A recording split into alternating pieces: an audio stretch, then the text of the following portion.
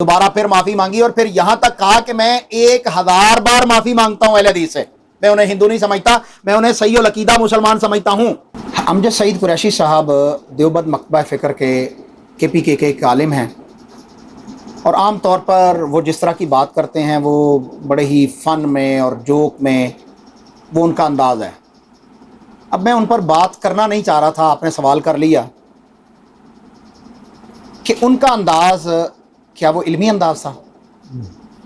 اچھا جی، عبدالقیوم ظہیر منڈی میں جائے تو جرم، اگر مفتی امجد سعید قریشی صاحب دیوبندی وہ جا کر منڈی میں عبدالقیوم کو ریبٹل دے تو وہ بالکل جائز اور درست ہے۔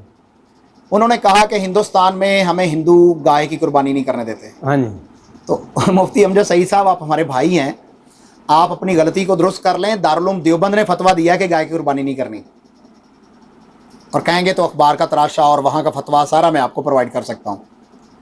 تو دارالعلوم دیوبند نے کہا ہے کہ گائے کی قربانی نہیں کرنی، اور عبدالقیوم ظہیر آپ کو یہ بتاتا ہے کہ اللہ کے رسول صلی اللہ علیہ وسلم نے بھینس کی قربانی نہیں کی، گائے کی قربانی کی ہے، وہ کیوں نہیں کریں؟ کیا یہ ہندوستان ہے جہاں پر آپ کو گائے کی قربانی کرنا منع ہے؟ وہاں کے علماء تو چلیں کچھ سوچ سکتے ہیں، یہاں تو گائے وفر مقدار میں موجود ہے، اور آپ اس لیے نہیں کرتے کہ محمد رسول اللہ صلی اللہ علیہ وسلم کا کیا ہوا قربانی کا جانور آپ کو پسند نہیں ہے، اس کا گوشت پسند نہیں ہے، اس لیے آپ نے کہا جی ہم بھینس کی قربانی کریں گے، کٹئی قربانی کریں گے۔ تو خدا را اس کو جانے دیجئے۔ اب میں کے پی کے اپنے اہل حدیث علماء کرام اور عوام ان کو سلام پیش کرتا ہوں، جنہوں نے جس طرح محترم مولانا امجد سعید صاحب کے ساتھ تعاقب کیا، اور پھر امجد سعید صاحب نے متعدد مرتبہ معافی مانگی ہے۔ صحیح۔ کیا وہ معافی جو ہے وہ ہمارے بھائیوں کو نظر نہیں آ رہی؟ ایک دفعہ معافی مانگی وہ گونگلوں سے مٹی جھاڑنے کے مترادف تھی، دوبارہ پھر معافی مانگی اور پھر یہاں تک کہا کہ میں 1000 بار معافی مانگتا ہوں اہل حدیث سے، میں انہیں ہندو نہیں سمجھتا، میں انہیں صحیح العقیدہ مسلمان سمجھتا ہوں۔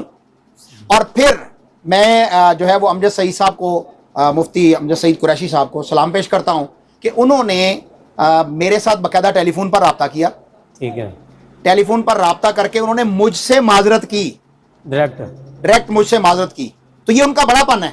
اور انہوں نے کہا، میں پچھلے دنوں گیا ہوا تھا کے پی کے میں نادرن ایریاز کے اندر فیملی کے ساتھ، تو انہیں پتہ چلا کہ عبدالقیوم ظہیر صاحب جو ہیں یہاں پر آئے ہوئے ہیں، تو انہوں نے باقاعدہ مجھے کہا کہ ہمیں پتہ چلا کہ آپ ادھر آئے ہوئے ہیں، لیکن اس وقت میں اسلام آباد پہنچ چکا تھا، اچھا جو پچھلا جمعہ گزرا ہے۔